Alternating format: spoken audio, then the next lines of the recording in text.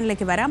K P Abhilash നമ്മളോടൊപ്പം ഉണ്ട്. അഭിലാഷ്, ഇത് തെരഞ്ഞെടുപ്പിന് തൊട്ട് മുൻപാണ്, ഒരുപക്ഷെ തെരഞ്ഞെടുപ്പിൻ്റെ ഒരു അവസാന ആഴ്ചയിലേക്ക് കടക്കുന്ന സമയത്താണ് ഇത്തരത്തിലൊരു വളരെ ഗൗരവമേറിയ സംഭവവികാസം കോൺഗ്രസിനെ സംബന്ധിച്ചുണ്ടാവുന്നത്. രാഹുലിനെ മാറ്റി നിർത്തിയ ഒരു സമയമുണ്ട്, നമുക്കറിയാം.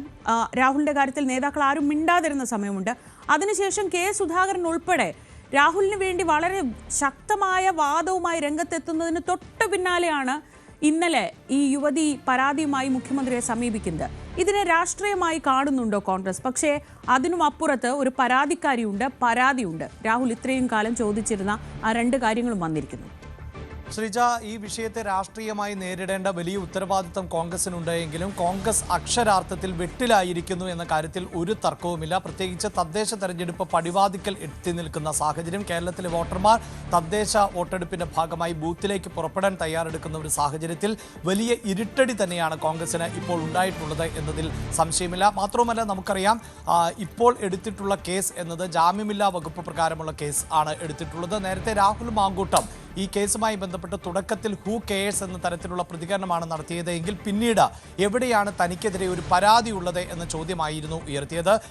ആ ഘട്ടത്തിൽ ഒക്കെയും തന്നെ, അതായത് ഈ രാഹുൽ മാങ്കൂട്ടവുമായി ബന്ധപ്പെട്ട് ചില ശബ്ദരേഖകളും വാട്സപ്പ് ചാറ്റിന്റെ വിശദാംശങ്ങളും പുറത്തു വന്ന ഘട്ടത്തിൽ അടക്കം യൂത്ത് കോൺഗ്രസിന്റെ സംസ്ഥാന അധ്യക്ഷ പദവിയിൽ നിന്ന് രാഹുൽ മാങ്കൂട്ടത്തിനെ മാറ്റി നിർത്തിയെന്ന് മാത്രവുമല്ല, കോൺഗ്രസിന്റെ പ്രാഥമിക അംഗത്വം പോലും റദ്ദാക്കുകയും അങ്ങനെ രാഹുൽ മാങ്കൂട്ടം ഇപ്പോൾ നിലവിൽ കോൺഗ്രസിന്റെ ഒരു MLA അല്ല എന്നുകൂടി കോൺഗ്രസ് തറപ്പിച്ചു പറയുകയും ചെയ്ത പശ്ചാത്തലം ആണ് ഉണ്ടായിരുന്നത്. പക്ഷേ ഒരു പരിധിവരെയെങ്കിലും കോൺഗ്രസ് ഈ ഊരാക്കുടുക്കിൽ നിന്ന് രക്ഷപ്പെട്ടു നിൽക്കുന്നു എന്ന പ്രതീതിയാണ് ഉണ്ടായിരുന്നത്. കാരണം ഇങ്ങനെ ചില ആക്ഷേപങ്ങൾ ഉയർന്ന പശ്ചാത്തലത്തിൽ സ്വമേധയാ തന്നെ ഒരു അന്വേഷണ സംഘത്തെ സർക്കാർ രൂപീകരിക്കുകയും ഈ അതിജീവിതമാർ, അതായത് ഇപ്പോൾ ഒരു പരാതിയുമായി ഒരു യുവതി രംഗത്ത് വന്നിട്ടുണ്ട്, നേരിട്ട് പരാതി നൽകി എന്നതിനപ്പുറത്ത് രാഹുൽ മാങ്കൂട്ടവുമായി ബന്ധപ്പെട്ട് നിരവധിയായ വെളിപ്പെടുത്തലുകൾ ഇതിനു മുമ്പ് തന്നെ ഉണ്ടായതാണ്. ഇത്തരം വെളിപ്പെടുത്തലുകൾ നടത്തിയ ആരെയെങ്കിലും സമീപിച്ചുകൊണ്ട് ഒരു പരാതി രേഖാമൂലം ലഭിക്കുക എന്നതിന് വേണ്ടിയുള്ള ഒരു ഊർജിതമായ ശ്രമം ഈ പ്രത്യേക അന്വേഷണ സംഘത്തിൻ്റെ ഭാഗത്ത് നിന്ന് ഉണ്ടായതാണ്. പക്ഷേ ആരും പരാതിക്കാർ ഇല്ല എന്നത് രാഹുൽ മാങ്കൂട്ടത്തിനും വലിയ ഊർജ്ജമാണ് നൽകിയിരുന്നത്. അതുകൊണ്ടാണ് ദിവസങ്ങളായി നിശബ്ദത പുലർത്തിയിരുന്ന രാഹുൽ മാങ്കൂട്ടം കഴിഞ്ഞ ഏതാനും ദിവസങ്ങളായി മുഖ്യധാരയിലേക്ക് സജീവമായത്. സിനിമാ താരങ്ങളെ അടക്കം പങ്കെടുപ്പിച്ചുകൊണ്ട് ചില വീടിന് തറക്കല്ലിടിയിൽ പോലെയുള്ള ചടങ്ങുകളിൽ രാഹുൽ മാങ്കൂട്ടം സജീവമായത്. അതിനുശേഷം തദ്ദേശ തെരഞ്ഞെടുപ്പിൽ മത്സരിക്കുന്ന സ്ഥാനാർത്ഥികൾക്ക് വേണ്ടി രാഹുൽ മാങ്കൂട്ടം വോട്ട് തേടി ഇറങ്ങിയ പശ്ചാത്തലമുണ്ട്. അതിന് രാഹുൽ മാങ്കൂട്ടം നൽകിയ വിശദീകരണം എന്നത് താൻ മത്സരിച്ച സമയത്ത് തൻ്റെ വിജയത്തിനായി പ്രവർത്തിച്ച ആളുകൾ ഇപ്പോൾ മത്സരിക്കുന്നുണ്ട്, അവർക്ക് വേണ്ടി താൻ വോട്ട് ചോദിക്കുന്നു, അത് പക്ഷേ കോൺഗ്രസ്സുകാരനായിട്ടല്ല വോട്ട് ചോദിക്കുന്നത്, കോൺഗ്രസ് എന്ന സംഘടനയെ താൻ പ്രയോജനപ്പെടുത്തുന്നില്ല എന്നുള്ളതായിരുന്നു. ഒപ്പം രാഹുൽ മാങ്കൂട്ടവും വലിയ ആത്മവിശ്വാസത്തിൽ തന്നെയായിരുന്നു. അതുകൊണ്ട് തന്നെയാണ് തനിക്ക് നടക്കാൻ, അതായത് പാലക്കാട് തന്നെ മണ്ഡലത്തിലൂടെ നടക്കാൻ കാലിന് ശേഷിയുള്ളിടത്തോളം കാലം താൻ ഉറച്ചു നിൽക്കുക തന്നെ ചെയ്യും, ഇവിടെ ഉണ്ടാകും എന്നുകൂടി രാഹുൽ മാങ്കൂട്ടം പറഞ്ഞു വെച്ചത്.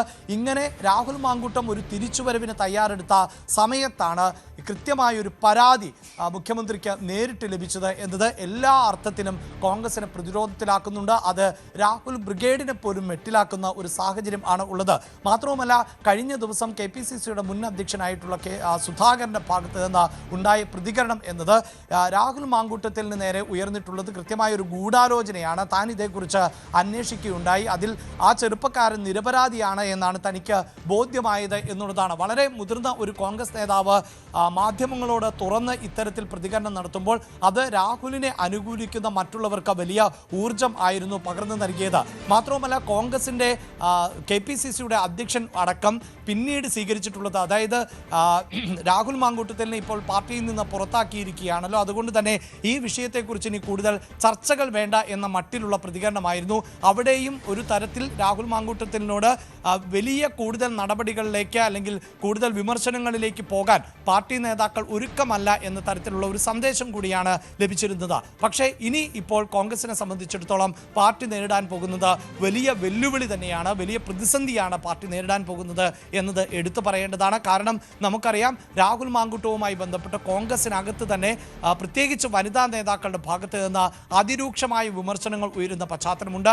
രാഹുലിനെതിരെ നേരത്തെ ബിന്ദു കൃഷ്ണയും ഉമാ തോമസും ഉൾപ്പെടെ ഉള്ളവർ അതിരൂക്ഷമായ ഭാഷയിൽ ആണ് വിമർശനം ഉന്നയിച്ചത്. എങ്കിൽ കഴിഞ്ഞ ദിവസം നമ്മുടെ ടെലിവിഷൻ ചർച്ചയിലടക്കം പങ്കെടുത്തിട്ടുള്ള യൂത്ത് കോൺഗ്രസ് നേതാവ് സജ്ജന വലിയ വിമർശനമാണ് ഉയർത്തിയത്. അതുമാത്രവുമല്ല AICCക്ക് രാഹുൽ മാങ്കൂട്ടത്തിനെതിരെ സജന പരാതി നൽകിയ പശ്ചാത്തലം കൂടിയുണ്ട്. അത് ഈ അതിജീവിതമാരിൽ നിന്ന് നേരിട്ട് വിവരങ്ങൾ ശേഖരിച്ച് രാഹുൽ മാങ്കൂട്ടത്തിനെതിരെ നടപടി സ്വീകരിക്കണം എന്നുള്ളതാണ്.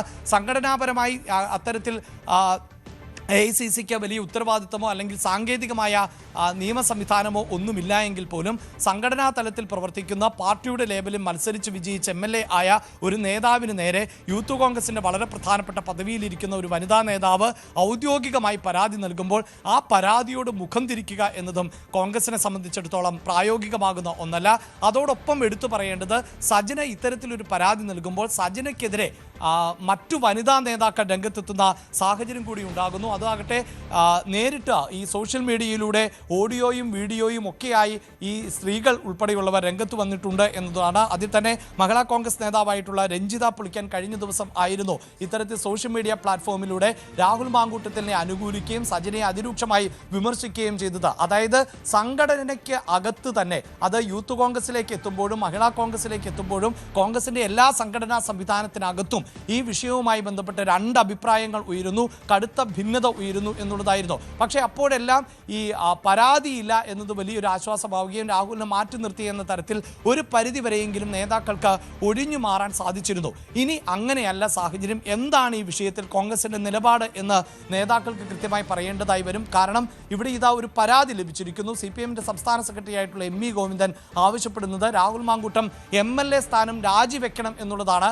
BJP അടക്കം നമുക്കറിയാം പാലക്കാട് എന്നത് BJP എപ്പോഴും കണ്ണ് നട്ടുവെച്ചിട്ടുള്ള ഒരു മണ്ഡലം കൂടിയാണ്. അതുകൊണ്ട് തന്നെ രാഹുലിനെ കൊണ്ട് രാജിവെപ്പിക്കുക, രാഹുലിനെതിരായി പ്രതിഷേധം ശക്തിപ്പെടുത്തുക എന്നത് BJPയുടെയും അജണ്ടയാണ്. ഇന്നലെ തന്നെ DYFIയുടെയും യുവമോർച്ചയുടെയും BJPയുടെയും എല്ലാം നേതൃത്വത്തിൽ MLAയുടെ ഓഫീസിലേക്ക് വലിയ പ്രതിഷേധം നടന്ന പശ്ചാത്തലമുണ്ട്. വരും മണിക്കൂറുകളിലും നമുക്ക് അത് പ്രതീക്ഷിക്കേണ്ടതുണ്ട്. അങ്ങനെ അന്തരീക്ഷത്തിലേക്ക് ഇനിയും രാഹുൽ മാങ്കൂട്ടം എന്ന ചർച്ച സജീവമാകുന്ന ഒരു പശ്ചാത്തലത്തിൽ എന്താണ് പാർട്ടിയുടെ നിലപാട്? അതായത് MLA സ്ഥാനത്ത് രാഹുൽ മാങ്കൂട്ടം തുടരുന്നതിനോട് ധാർമ്മികമായി കോൺഗ്രസ് പിന്തുണയ്ക്കുന്നുണ്ടോ എന്നതാണ് ചോദ്യമായി വരിക. ഈ ചോദ്യത്തെ ഇന്നലെ വരെ കോൺഗ്രസ് പ്രതിരോധിച്ചിരുന്നത് സമാനമായ തരത്തിൽ ആരോപണം നേരിടുന്ന നിരവധി ആളുകൾ CPIന് ഉള്ളിൽ ഇല്ലേ എന്നുള്ളതായിരുന്നു. മാത്രവുമല്ല കേസ് എടുക്കുകയും FIR രജിസ്റ്റർ ചെയ്യുകയും ചെയ്തിട്ടുള്ള MLAമാർ, മുകേഷ് ഉൾപ്പെടെയുള്ള MLAമാർ ഇപ്പോൾ മുന്നണിയുടെ ഭാഗമാണ്. KB ഗണേഷ് കുമാറിനെ പോലെയുള്ള ആളുകൾ മുന്നണിയുടെ ഭാഗമാണ്. CPMൻ്റെ തന്നെ നേതാക്കളായിട്ടുള്ള PK ശശിയെ പോലെയുള്ളവരെ വളരെ പ്രധാനപ്പെട്ട പദവികളിൽ ഇരുത്തിക്കൊണ്ട് പാർട്ടി സംരക്ഷിക്കുന്നുണ്ട്. അങ്ങനെ സംരക്ഷണം ഒരുക്കുമ്പോൾ ഒരു പരാതി പോലും നിലവിലില്ലാതെ രാഹുൽ മാങ്കൂട്ടത്തിനെതിരെ ആരോപണം ഉന്നയിക്കാൻ എന്ത് ധാർമ്മികമായ അവകാശമാണ് ഇവർക്കുള്ളത് എന്ന ചോദ്യമായിരുന്നു ഇന്നലെ വരെ കോൺഗ്രസിൻ്റെ പ്രതിരോധമെങ്കിൽ ഇപ്പോൾ ഇവിടെ ഒരു പരാതി ഉയർന്നു വന്നിരിക്കുന്നു എന്നുള്ളതാണ് കോൺഗ്രസിനെ സംബന്ധിച്ചിടത്തോളം വെട്ടിലാക്കുന്നത്. ഒരു കാര്യം കൂടി സൂചിപ്പിക്കാനുള്ളത് ശ്രീജ, ഇപ്പോൾ ഒരു പരാതിക്കാരിയെ ഉള്ളൂ എന്നുള്ളതാണ്. ഒരു പക്ഷേ വരും ദിവസങ്ങളിൽ കൂടുതൽ പരാതിക്കാർ ഉണ്ടാകുമോ എന്നൊന്നും നമുക്ക് പറയാൻ സാധിക്കില്ല. കാരണം ഇതിനോടകം തന്നെ നിരവധിയായ ആളുകൾ രാഹുൽ മാങ്കൂട്ടത്തിൽ നിന്ന് മോശമായ അനുഭവം ഉണ്ടായിട്ടുണ്ട്, ഇത്തരം ചാറ്റുകൾ ലഭിച്ചിട്ടുണ്ട്, അല്ലെങ്കിൽ സംഭാഷണങ്ങൾ നേരിട്ടിട്ടുണ്ട് എന്ന തരത്തിലുള്ള പരാതിയുമായി രംഗത്ത് വന്നിട്ടുണ്ട്. ഒരു പക്ഷേ കൂടുതൽ പരാതികൾ ഉയർന്നു വന്നാൽ അത് കോൺഗ്രസിനെയും രാഹുൽ മാങ്കൂട്ടത്തിനെയും വലിയ തോതിൽ പ്രതിരോധത്തിലാക്കും. ഒരു തരത്തിലും രാഹുൽ മാങ്കൂട്ടത്തിനെ സംരക്ഷിക്കാൻ പറ്റാത്ത അവസ്ഥയിലേക്ക് രാഹുൽ അനുകൂലികൾ പോലും പോകുന്ന സാഹചര്യവും സൃഷ്ടിക്കപ്പെടും. മറുഭാഗത്ത് രാഷ്ട്രീയ പാർട്ടികളെല്ലാം ഇതിനെ വലിയ ആയുധമാക്കി മാറ്റും എന്നതിൽ തർക്കമില്ല.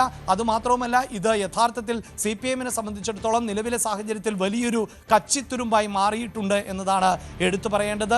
നിരവധിയായ ആരോപണങ്ങൾ സർക്കാർ നേരിട്ടുകൊണ്ടിരിക്കുന്ന ഒരു സാഹചര്യം കൂടിയാണ്. പ്രത്യേകിച്ച് ശബരിമലയിലെ സ്വർണ്ണക്കൊള്ളയുമായി ബന്ധപ്പെട്ട വിഷയം, അതിനെ സർക്കാരിനെയും CPMനെയും ഒരുപോലെ പ്രതിരോധത്തിലാക്കിയിരിക്കുന്ന സാഹചര്യമുണ്ട്. പത്മകുമാർ, N വാസു ഉൾപ്പെടെയുള്ളവർ അറസ്റ്റിലായ പശ്ചാത്തലമുണ്ട്. അന്വേഷണം മുൻ ദേവസ്വം മന്ത്രിയായിട്ടുള്ള കടകംപള്ളി സുരേന്ദ്രനിലേക്ക് നീങ്ങുന്ന ഒരു സാഹചര്യം ആണ് ഉള്ളത്. പത്മകുമാർ ഏറ്റവും ഒടുവിൽ നൽകിയിട്ടുള്ള മൊഴി സംബന്ധിച്ച് മുൻ മന്ത്രിക്കും തന്ത്രിമാർക്കും ഒരുപോലെ വേണ്ടപ്പെട്ടവനായിരുന്നു ഉണ്ണികൃഷ്ണൻ പോറ്റി എന്നുള്ളതാണ്. അങ്ങനെയെങ്കിൽ അടുത്തത് കടകംപള്ളിയോ എന്ന ഒരു ചോദ്യം നിലനിൽക്കുന്ന ഒരു സാഹചര്യമുണ്ട്. അപ്പോൾ ഇത്തരം പ്രതിരോധങ്ങളെല്ലാം UDF ശക്തിപ്പെടുത്തുന്ന സാഹചര്യമുണ്ട്. സംസ്ഥാന സർക്കാരിനെതിരെ വലിയ വിമർശനങ്ങൾ ഉന്നയിക്കുന്ന സാഹചര്യമുണ്ട്.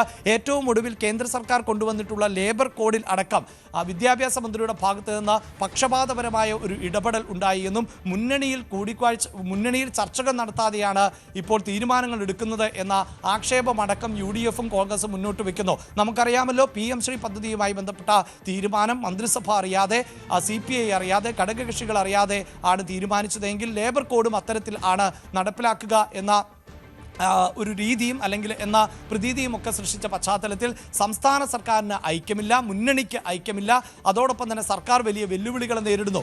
ഇതെല്ലാം രാഷ്ട്രീയ ആയുധമായി മുന്നോട്ട് കൊണ്ടുപോകുന്ന ഘട്ടത്തിൽ ആണ്. ഏറ്റവും അനുകൂലമായ ഒരു രാഷ്ട്രീയ സാഹചര്യം UDF-ന് ഉണ്ടായിരുന്നു. അപ്പോഴാണ് തെരഞ്ഞെടുപ്പിന് ഇന്നേക്ക് 10 ദിവസം മാത്രമാണ് ബാക്കിയുള്ളത്. ഇന്നേക്ക് 10ാം ദിവസം തദ്ദേശ തെരഞ്ഞെടുപ്പിന്റെ ആദ്യഘട്ട വോട്ടെടുപ്പ് നടക്കേണ്ട ദിവസമാണ്. ആ സമയത്ത് UDF-നെതിരെ കോൺഗ്രസിനെതിരെ ഇത്രയേറെ വലിയ പ്രതിരോധത്തിലാക്കുന്ന ഒരു ആയുധം CPM-ന് LDF-ന് വീണ് കിട്ടിയിരിക്കുന്നത്